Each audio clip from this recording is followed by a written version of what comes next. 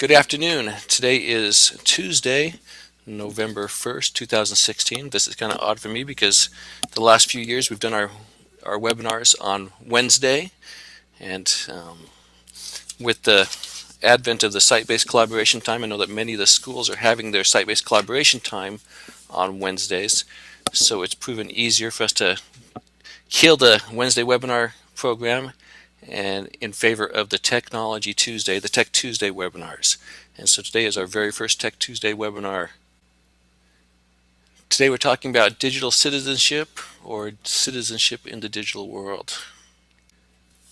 I am Mark Oakton, the coordinator with IDPL. I get to work with a professional growth plan and a little bit with our technology on the side.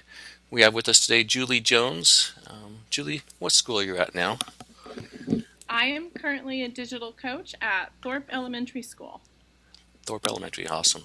And Lorenda Norman is finishing up her site-based collaboration time and will be joining us momentarily. She is over at Greenspun Junior High School. And so I'm grateful for Julie and Lorenda coming in and helping out with this today. Our guiding question today is really we're looking at how we can prepare our students to think critically, behave safely, and participate responsibly in our digital world. Because we can't keep doing things the way that we used to do them.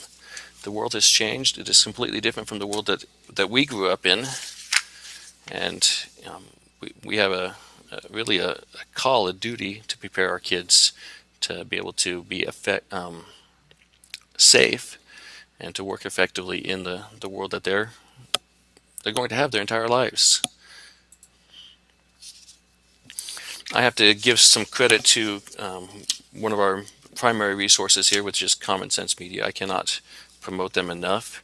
Common Sense Media has lots and lots and lots of resources for teachers, for parents, for anyone that has a stake in children in regards to digital citizenship and helping the kids, our students, to use and access media responsibly and safely. It's a nonprofit that's been around for about 14 years now, almost 14 years. And you can see their mission of improving the lives of kids and families by providing the trustworthy information, education, and independent voice they need to thrive in our technology-rich world. So Common Sense Media is a great resource. A little bit about what they do. They have, like I said, a site that's connected with media, the Common Sense Education, which has great resources for teachers that we'll point you to today, and a side with just for the kids. So for background, we know, and I addressed this already, that we know that students are growing up in a very different world than the one that we grew up in, where media and technology is like the air that they breathe. It's everywhere. You can't avoid it, and nor would you think of trying to. For instance, students increasingly have access to the internet and mobile technologies both at home and at school. And with that increase of technology, they have at their fingertips access to the internet as well as other digital technologies and social media. Now, we can fight against it and try to limit it, or we can try to harness the power and the promise of that technology for learning, for communicating, and for sharing and collaborating. And that's really what I would like to see happen, and why we're talking about digital citizenship today. It's not about limiting the kids, it's about having them use the tools appropriately, because these are like any tools, and like any other tools, they can be used for good or evil. Unfortunately, students are not always aware of the consequences of their actions, not just in the real world, but also in the digital world.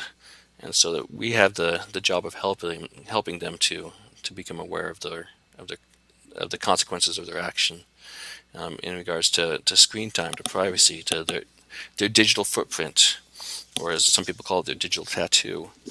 We've seen a lot about cyberbullying in the news in the recent months and years, and how that's become an amplification of the bullying that used to just occur only on the playground. And so those are some of the things that we have to be aware of. Additionally, if we look at, this was back in 2015 that these statistics came out, and this is every minute of every day, There are 4 million Facebook likes, over 4 million Facebook likes, and over 347,000 Twitter tweets. Every hour, there are 300 hours of new video uploaded onto YouTube. And let's see which other one that I think was really important. Over 51,000 apps downloaded on Apple devices every minute. And there are 3.2 billion people on the internet. So that just gives you a sense of how much technology we engage with every minute of every day. I said every hour a moment ago. This is every minute. So we're going to do a quick poll now. How many hours per week does the average American child between 8 and 19 spend with media and technology? Go ahead and enter your best guess into the poll. All right, you did what most students tend to do when they don't know the answer, and guess C. And in this case, you are correct. 53 hours is the average amount of hours per week that our kids are spending with media and technology. That's a lot of time. That's more than most full-time jobs. Over 7 hours of media per day. Nearly 12 hours among the 11 to 18-year-olds. And you see that it is not limited to race or ethnic group, but this affects everybody. Okay. And so we need to be aware of it, and that way, again, we don't want to try to. The kids are going to do this regardless of what we say. I don't know that we can say, "Hey, stop watching YouTube videos," and or that if we said it, it would have any impact. But we need to be aware of it and be able to harness it, like I said a moment ago. All right, another poll. How many texts does the average teen exchange per month? All right, we've got responses from most of you. Those of you who took the middle route and guessed C again are correct. Over 3,000 texts per month. Wow. It's amazing. I don't even have the words to express that. All right, the last one. I'll hide your results before you answer. Of the approximately 20 million minors, and this is going back 5 years to 2011, the 20 million minors who actively used Facebook in 2011, how many were younger than 13? All right, believe it or not, the correct answer is D, 8 million. And 5 million of those were under the age of 10. Most kids go on with the help of a parent. Parents usually help them sign on, but very rarely do they actually monitor what it is that they're posting. And so I thought that those, again, that's going back 5 years. The number of kids on Facebook might have gone down. They tend to be using other forms of social media now, but they are using it. So I like this idea that they can't learn to swim if we don't let them in the water. They're going to make mistakes. But we have a choice of helping them by supporting them and guiding them. And this is the big why. Why do they need to swim? We're looking at, anticipated by the Bureau of Labor Statistics, that in just 4 more years, there are going to be 1 million programming jobs that are unfilled in the United States. This represents a $500 billion opportunity. At our current rate, there will be 400,000 computer science graduates, but we need 1,400,000 additional computer programmers by that time. So if we really want to help our kids to access and participate in this economy that they're going to be participating in, we really need to help them to have these skills along the lines of programming and technology use. Another interesting statistic is that more than 50% of all projected math and science occupations are in computing, and those are the highest paying jobs for new graduates. Yet fewer than 3% of college students graduate with a degree in computer science. So, sometimes with our kids, they look at, okay, what's the bottom line? Well, here's a pretty strong bottom line for them to understand. So whether technology is a huge part of your school culture and your classroom culture or not, digital citizenship really should be. Um, and that requires some sort of explicit and direct digital citizenship education on our parts. And here's a little bit of a blurb about what digital citizenship should be, helping kids to avoid those risky situations and to think before revealing information about themselves, protecting their privacy, cultivating and building that positive digital footprint, having respect of online communication or digital communication, building community, being able to search safely and effectively, being able to identify and evaluate how credible a website is and information that's online, and respecting copyright to avoid plagiarism. Those are some of the important skills that are associated with our digital citizenship. In other words, it is the norms of appropriate and responsible technology use. And really, there are 9 areas that this website, digital citizenship, has isolated as being key to digital citizenship. I want to talk briefly about just 5 of those: digital literacy, etiquette, law, health and wellness, and security. And then we're going to provide you with some resources. I'm just going to skip right past that. Our learners have to be able to quickly adapt and learn new technologies as this world is ever changing.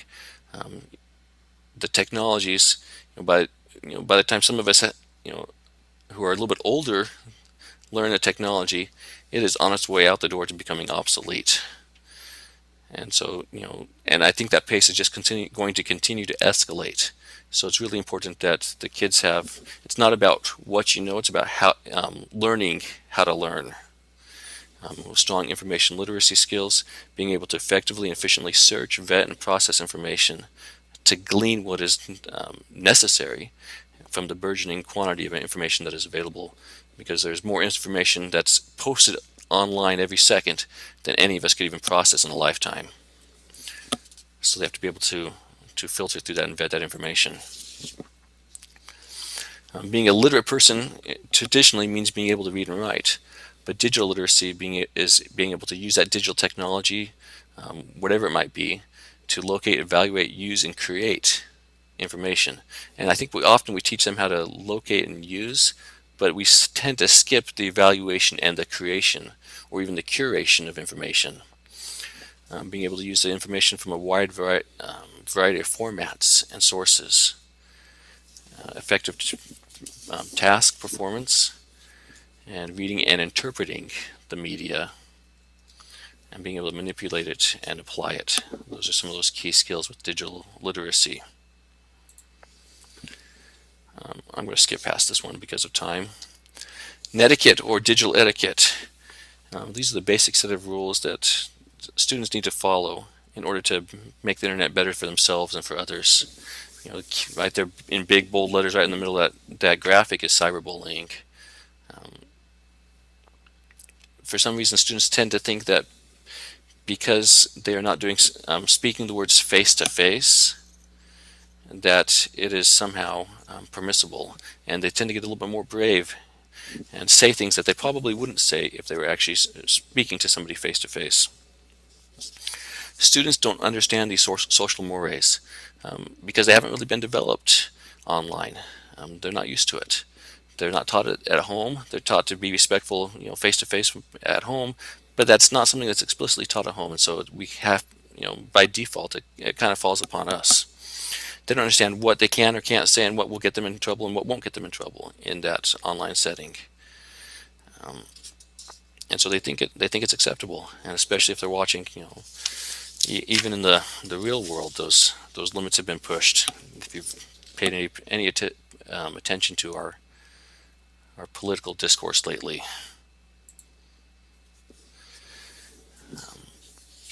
There are some resources out there. One of those resources is BrainPop. I was going to show it to you, but we really don't have a whole lot of time. I wanted to get to some of the common sense resources, which I think are more important. But there's some resources. If you're interested in the brain pop information, you can send me an email on Interact, and I will forward that to you as well.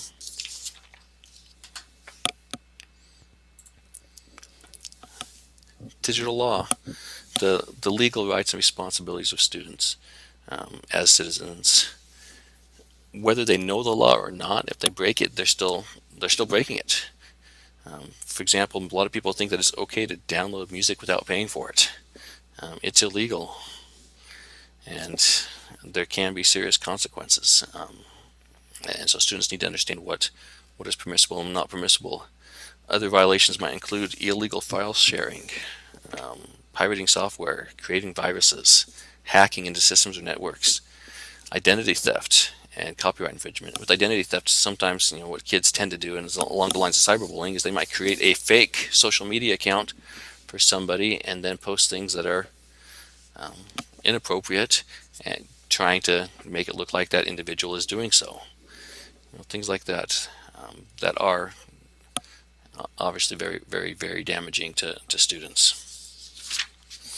And finally, the digital health and wellness.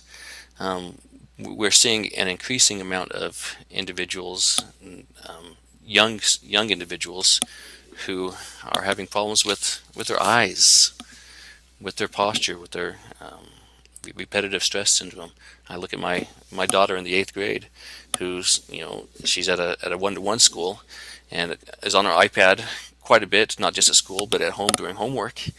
And I've noticed in the last few months, the last few months of last school year, and it's already starting this school year a little bit, where she is blinking excessively, and the eye strain is becoming evident.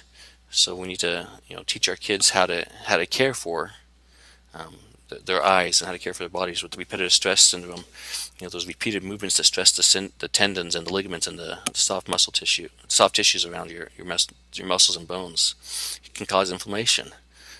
As adults, I get it. It's similar to the tennis elbow and the other sports injuries that we get, but now we're getting them from typing too much or from those other types of repeated actions. And the ergonomics, making sure that we're teaching the kids how to sit correctly when they're using the computer and to maintain that proper posture. And I'm not going to go through all those details right now, but there are lots of resources online that can help you to help the kids maintain that proper posture. And if it's not something that we typically think about, because we're just thinking about the educational impact and how it can be used instructionally, which is good, but we also have to help the kids take care of themselves physically by providing them with that information. And I think that's key to digital citizenship. And finally, I know I've been talking for a long time, digital security. This is all about the protection of one's individual digital identity.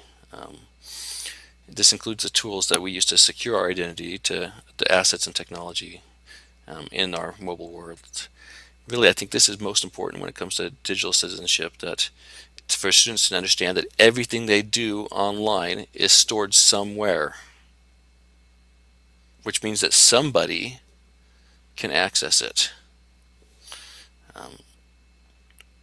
even years from now, and can then present that information to the world. There are colleges that look at students' Facebook and Twitter and Snapchat and whatever else, the Instagram accounts, all those accounts, and they will actually use that information in making admissions decisions. And so people need to realize that before they post something, it can be used against them, even if they think that it happened years ago. I know people who have not gotten a certain job that they want because of something that they posted online years before. Along those lines, it's important for students to recognize how to create strong passwords in order to protect their accounts. Okay, I've been talking way too long. I'm going to turn some time over to Lorinda to talk about some of our common sense resources. Okay, thank you, Mark. So I'm going to go out to a screen share, and what I'm going to go to is commonsensemedia.org. Is it .org? Yes, .org. So give me a moment and I'll share my screen.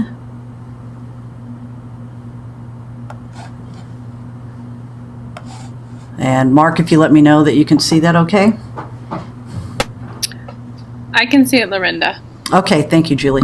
All right, so this is commonsensemedia.org. It is a really wonderful site for parents and educators. If you are a parent, you should look at it, or especially elementary school, and share it with your parents at school. It's wonderful. So it opens up right on, you can just log in. I'm already logged in. You can sign in with Google or create an account. It just gives a lot of family tips right away. Even right now, Trolls is in theaters. It'll look at movies. It'll look at DVDs, games. You can change over here the age range that you want just to see what's going on and how things are rated and what's appropriate for the students. We're going to focus on the Educators tab. So once I click on that, give it a minute. I'm at school. My computer's a little slow. So I would go on here and say that I am a teacher. Click that, and we're looking at the digital citizenship today, but you can always come back in here later and look at all the different things that they have to offer. Digital citizenship is huge in here. So the first thing I'm going to look at is the scope and sequence. So it doesn't matter what grade level you are teaching. You can select your grade K2, 3 to 5, 6, 8, or 9, 12. And what they do is they'll give you units of study for digital citizenship depending on your grade level that you choose. So if I choose middle school, there's Digital Compass, but here's some lessons it's telling me. Digital Life 101, I can look at that and see if I'm interested in that particular one, or I can do the whole unit itself. I can also even filter by a topic. If I really want to focus on cyberbullying, I could click that over here on the left, and I'm in 6th through 8th grade, and these are the lessons that are available to me. So cyberbullying, be upstanding, or I could do the reality of digital drama, crossing the line. So let's just say I choose cyberbullying, be upstanding. So I can click on that. It's going to give me an overview. How do you judge the intentions and impact of people's words and actions online? So it tells what the students are going to learn about. I could download this as a PDF in English or Spanish or French. So I'm just going to click download really quick so we can see what that looks like. So it's going to show you what a really quick lesson plan. So this is for grades 6 through 8. It's got my Common Core standards over there. It will give me the learning objective, materials that I need. And each lesson will have a warm-up, which we're going to get into these later, a teaching 1, 2, and just gives you the whole layout of the lesson. And there's also located on there, it says Nearpod and iBooks. You can download that way, but those do cost money. So if you're using Nearpod, I think it's $3.99 for each app. So if you're at an iPad school or if you're using iBooks, that does cost money.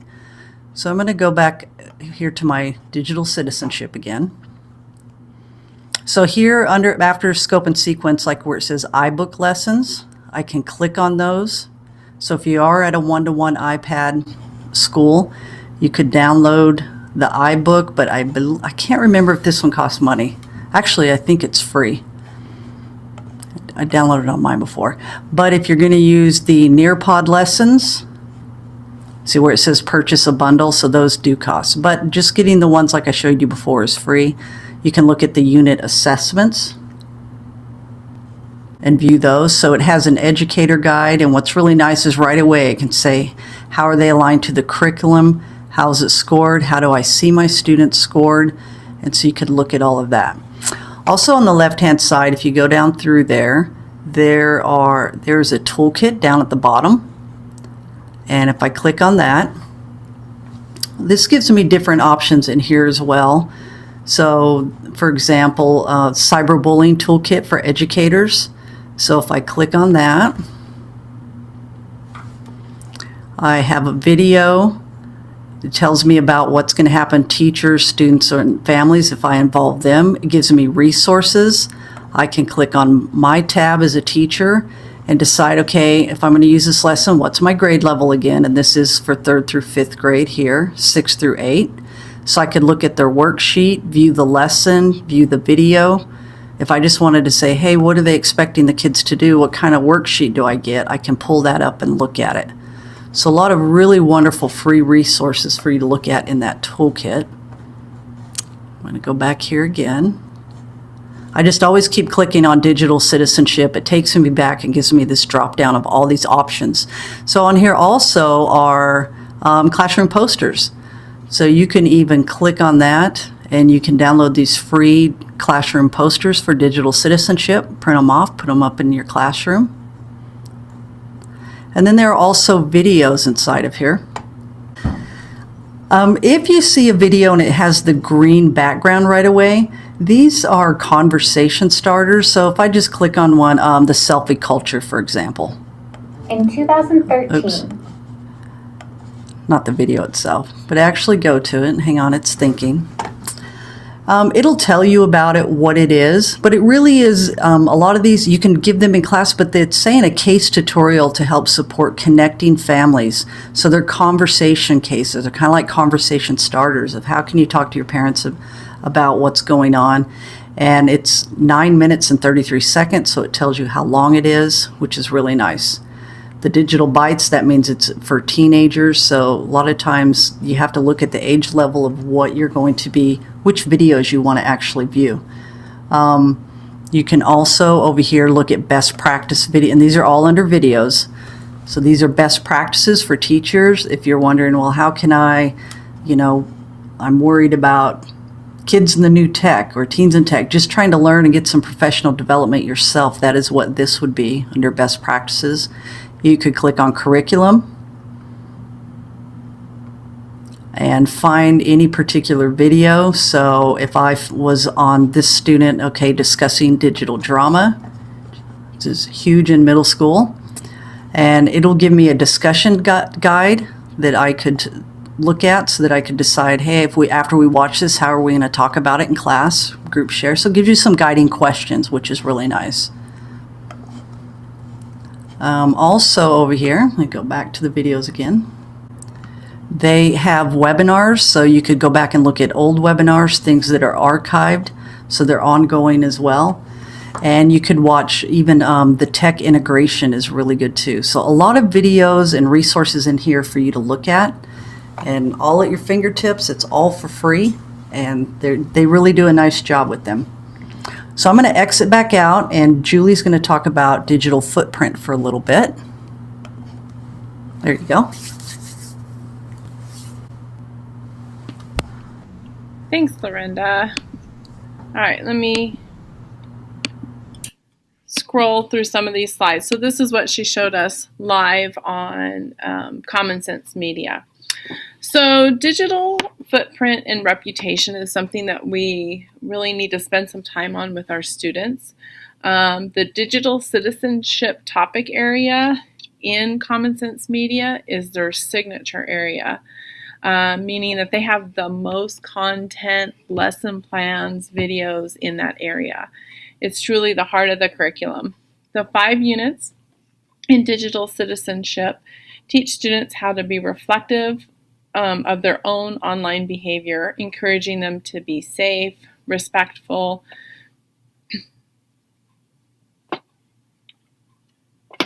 hold on just 1 minute, and responsible, and help to build a positive online community.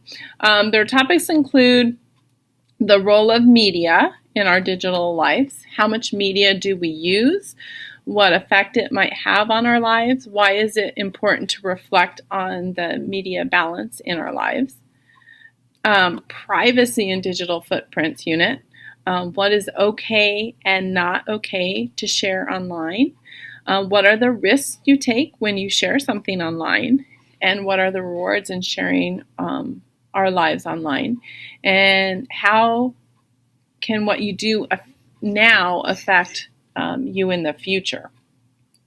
Because kids are all about being in the now. Cyberbullying and treating others kindly. How should we treat others online?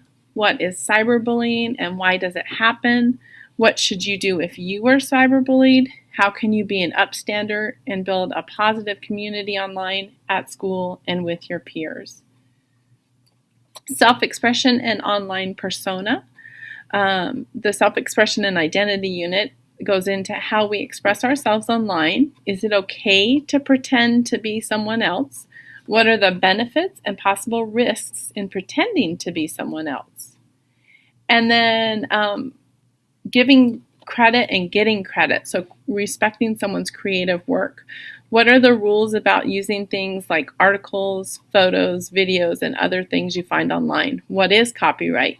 What is fair use? What are your rights and responsibilities as a creator? How do you cite something that you find online? And how restrictive or non-restrictive do you want your own copyright to be when you share your work online? So the privacy and digital footprints K through 12, just focusing on the lessons that are available.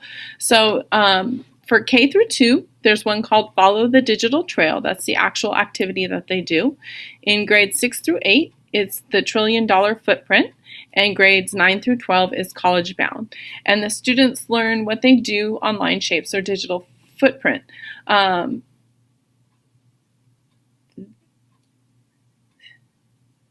They learn how to reflect on what kind of personal information is appropriate, inappropriate, or risky to share about themselves and others online.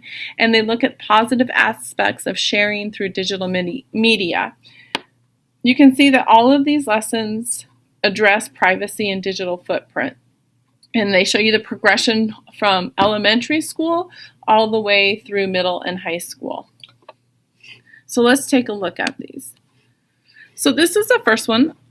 It's Follow the Digital Trail. It's geared towards K through 2. I've actually used this lesson with both first and second graders. The lessons typically last about 45 minutes.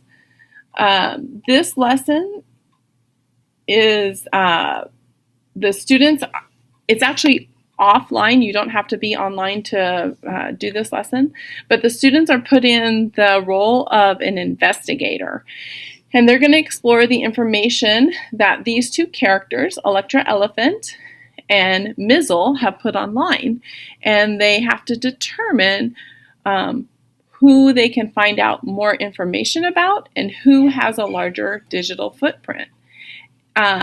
It's a great way to talk about things that are appropriate and not appropriate online, things that are identifying and non-identifying that they put online.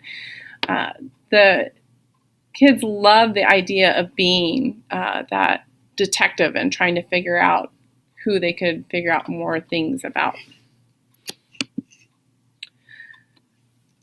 Whoops. So now I'm going to do an app share for the $1 trillion footprint.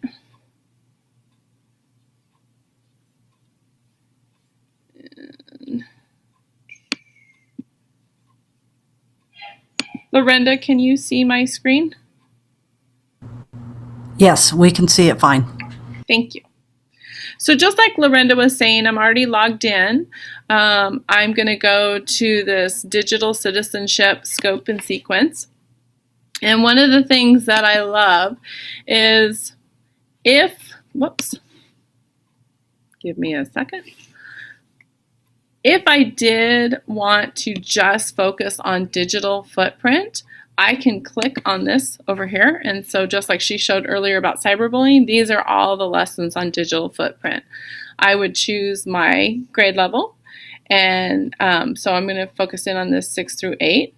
And we have $1 trillion footprint.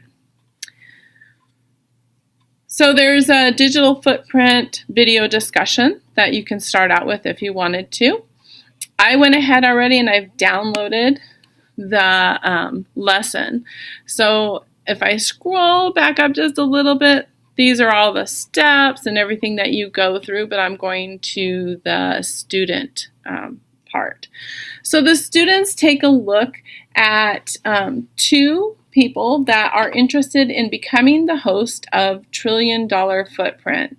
And one of the things that they want to do is they want to find the best, most honest host for their $1 trillion footprint. And so we have Linda's profile.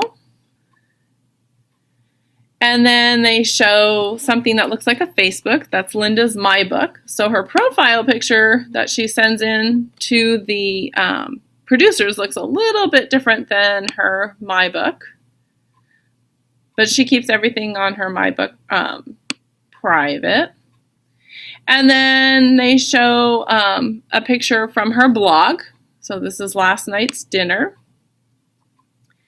And then they show something that's supposed to be like an Instagram pic of that same dinner picture. And somebody kind of calls her out on it that she didn't actually make it, that it was a picture from Mimi's Cafe when they went out to eat.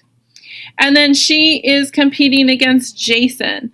So again, the students are looking at these profiles and determining whether or not they're being honest and what kind of things they're posting online. So there's Jason's My Book, and his is public, so we can see posts that are on his actual My Book.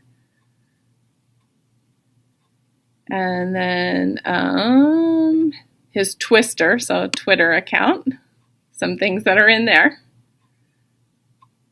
And then they have to talk about, and remember this is geared towards 6th through 8th graders. So they're finding evidence as to who would work well with others based on the things that they have read, who does not work well with others, who is honest, who is dishonest. And then they have to give their reasons, that textual support, which is something that we work on all the time with our kids. So that's something that they would continue to do. And then from there, I'm going to quit my app share and come back in. They continue on looking at college-bound students. And so this content level starts all the way back before students have a Facebook or Instagram or those kinds of things. So getting them thinking about what do I want my digital footprint to look like, but then take them through middle school and through high school when they're getting ready to go to college. I actually have a friend whose daughter graduated from law school over the summer, and one of her daughter's friends was not accepted into the law school program based on things that they saw on that person's social media. And so we need to have those conversations with kids that just because you put it up and take it down, that it's there somewhere, like Mark said earlier. And we want to be able to manage our image and what we want to put out there.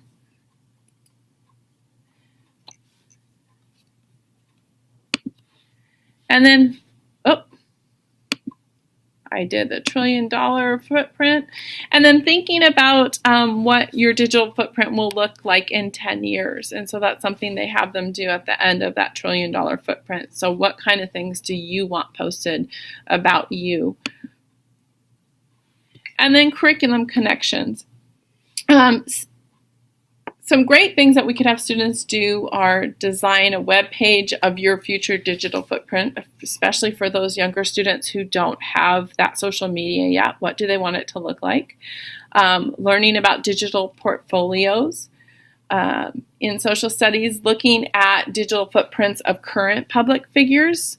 That would be very interesting, especially our current candidates that are running, what their digital footprints look like. What does the role of social media play in getting somebody elected? And then reading critically. So all these things, I'm sure you've heard that if you're looking at certain things on Facebook, the ads and things that you see are geared towards what you are clicking on. So you may not be getting the whole story. So making sure that you can analyze that information and determine whether or not it's something that is believable, is true, and are facts. One of the things you could do, I love this up here, is what would Lincoln tweet if he were alive. I've actually done a fake book, which you could find and make for any historical character or a character in a book. and talk about who would their friends be, what kind of posts would they see on their wall, who would they not be friends with, and getting kids to really understand that just because it's on the internet, we really need to decide whether or not it's true. All right, I believe, are we going back to you? Okay, so if you're on the Common Sense Media website, if you go to Digital Citizenship, there's one called Digital Passport. And if you click and just open that up, which I already have it open here, this is for grades 3 through 5, and it'll ask you to log in. So you can create a group, and it's kind of like an interactive game for digital citizenship to help the students learn about digital citizenship while having fun. So if you click on the educator materials, every lesson has 6 portions to it. It'll have a communication guide, a mission, it'll have a brain booster,